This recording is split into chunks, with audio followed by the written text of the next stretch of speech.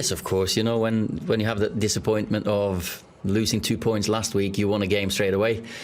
Start of the season has been a little bit different than last year. We had loads of games early on. Now we've had a week in between, so we've been training well, and I think the boys are ready. Yeah, everyone fully fit or happens? Yeah, we're still missing Scott, obviously, who's had the surgery this week. Marcus, Alex, Dean Henderson, they're not ready. But apart from that, we have a fit squad ready to fight for points. Absolutely. See the transfer window wide open at the moment. Just tell us where we are with some players. Jesse Lingard for one. No, Jesse, I see him as a Man United player. I know there's been loads of speculation about him, but he's had a very good pre-season, just been picked for England in the squad. It's just been unfortunate that he got COVID just before the league started, and he would have 100% started the first game because of the pre-season he had, so we can see him doing well this season. Well, obviously one player who hasn't been in Gareth Southgate's plans is Mason Greenwood. Is that kind of good news for you, though? I guess disappointing for him, though. I think Mason's on the right track. I've had conversations with Gareth. He sees him as a potential England striker forward. We potentially see him as a very, very good talent. I think he's taken step by step, and the way Gareth wanted to manage that one, I felt very comfortable with, and I think Mason's on the right track, definitely. I mentioned the transfer window. Obviously it's wide open, and it looks like your arch-rival City are doing big business in terms of Cristiano Ronaldo. How will that affect your title hopes, do you feel, if they get a player like Cristiano Ronaldo? Well, we focus on the ones we have here. Don't want to speculate too much on Cristiano, of course, what's happening there in the press, and I've said many a time with the speculations, you have, when you're at Man United, when you're Messi, when you're Ronaldo, when you're Pogba, Bruno, you have to read a lot about yourself. So let's see what happens with Cristiano, because he's such a legend of this club. Andrew Mitten. Hi, Ollie. Hi, Andy. Are you happy with your squad now, or does a manager always want more players and more options?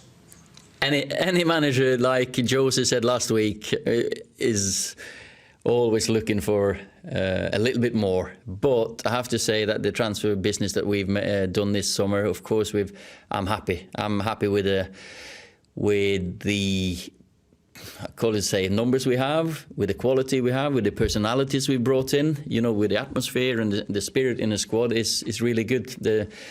The staff with them, I think they fit each other really well, and you're never comfortable. Of course you're not as a manager, but you go to work and you see the chemistry is there, and yeah, I'm very happy with what we got here. Laurie Whitwell. Hi, Lee. Just on Cristiano, Wayne Rooney said last night that he couldn't see him going to Manchester City, being a United legend. Would United be tempted to try and go in for that one? As I said, don't want to speculate too much because it's speculation. But Cristiano has been a legend of this club. He is a legend of this club. He's the greatest player of all time, if you ask me. I was fortunate enough to play with him. I coached him when I got my job. He almost retired me because that Wolverhampton game when I got injured, he kept switching sides. But such a tremendous human being as well. So let's see what happens with Cristiano. His everyone who's played with him, I think, have a soft spot for him. Simon Stone. Hi, Ollie. Just on a couple of other players, Donny van der Beek didn't get into the Dutch squad today, and also Phil Jones kind of came back during pre-season and seems to have disappeared again. Can you just update us on those two players and whether they've got any role to play this season for you? Yeah, I can do. Start with Donny, who, of course, we started against Leeds with a team that we picked, and a 5-1 win was, of course, I think a justification on the team selection. Of course, it always is. Then we moved to the next one. Scott couldn't play, and Nemanja has been our best player in the pre-season. I have to say that's why I chose Nemanja. He's been terrific. So I went with them two. Donny has worked hard. He's done really well. I can't say anything else than he will get his chances when the season gets going. Last season we had the Carabao Cup games. We had a game every 3 or 4 days at the start. Now we've had a week in between, 8 days even.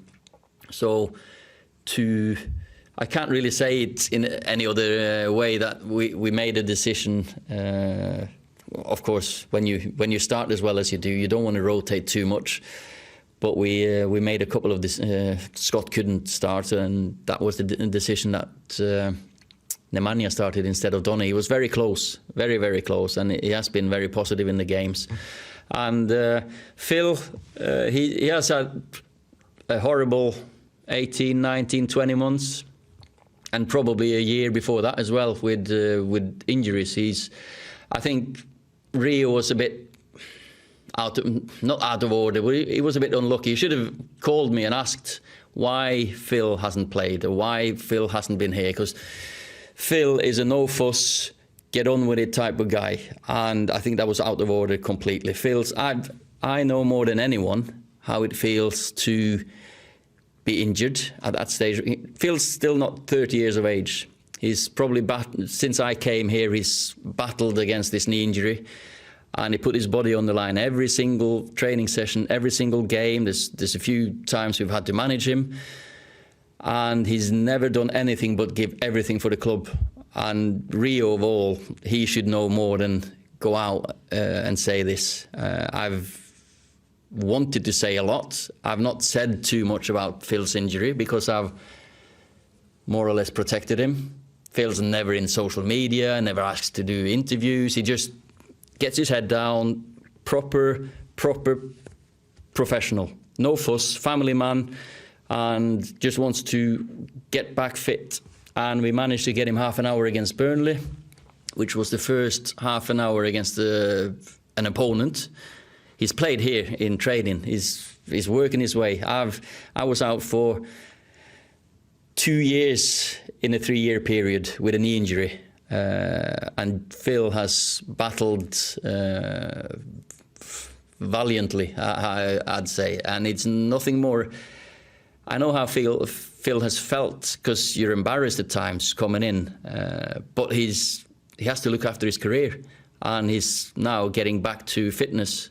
And now is not the time for me to throw him in, because I think if we give him a little bit more, maybe a month, 6 weeks, some behind closed doors, he'll be there. And it's for me as a manager to see that he can see the light at the end of the tunnel. It's great, because I've been through the same. So I think Rio knows as well. I think Rio should. I think he feels a little bit sorry about that one. I've not spoke to Rio, but I think he should. Sorry, that was a big, long one, but I feel Phil deserves that, because he's played here for 10 years and he's always given everything. Thank you. Thanks. Samuel Luckett. Thanks for asking.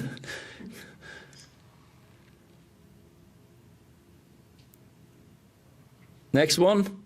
Hi, Sam. That was it? The audio's not coming through. I'll move on to Damien Spellman for the time being. Hi, Ollie. Can I ask about Rafa Varane? How close is he to being involved? And do you see elements of some of the great defenders you played with in your time at the club in him on the training pitch? Oh, he is working really hard. When I asked him if he was ready to play, we had an in behind closed doors against Burnley last week.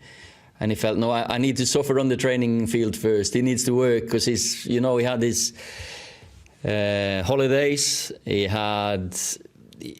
He came in, said his goodbyes at Real Madrid. Then he didn't train with them. Then he was waiting for his visa. Then he came here, had his isolation.